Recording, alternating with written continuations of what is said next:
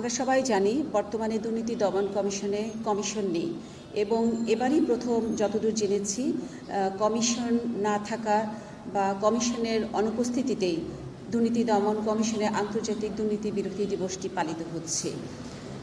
তবে আপনারা জানেন দুর্নীতি দমন কমিশন আইন 2004-এ কমিশনের কী কী কার্যক্রম, সচিব মহোদয়ের কী কী কার্যক্রম এগুলি সব ব্যক্ত করা আছে, লিপিবদ্ধ আছে।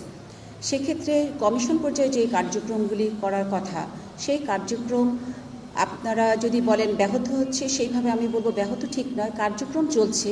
কার্যক্রমগুলি সম্পূর্ণ প্রক্রিয়া করে রাখা হয়েছে, কমিশন আসা মাত্রই সেগুলোকে সঠিকভাবে সিদ্ধান্ত দেওয়া হবে, কিন্তু কার্যক্রম চলছে।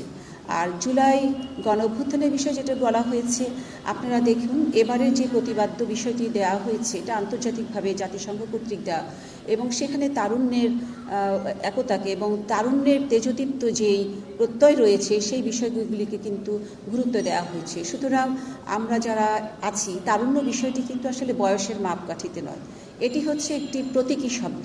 এটি আমাদের সবার মধ্যে সেই তারুণ্যের তেজদীপ্ত প্রত্যয় রয়েছে এবং আমরা আশা করব এই বর্তমানে যে স্পৃহা নিয়ে আমরা কাজ চালাচ্ছি, যেই প্রত্যয় নিয়ে, যেই স্পিরিট নিয়ে কাজ চালাচ্ছি দুর্নীতি দমন কমিশন, এটি আমাদের অব্যাহত থাকবে এবং এই কার্যক্রম অব্যাহত থাকলে আশা করছি ভবিষ্যতে এবং ভবিষ্যৎ প্রজন্মের জন্য আমরা দুর্নীতিমুক্ত একটি বাংলাদেশ উপহার দিতে পারব। এটি আমাদের সকলের প্রত্যয়, সকলের প্রচেষ্টা।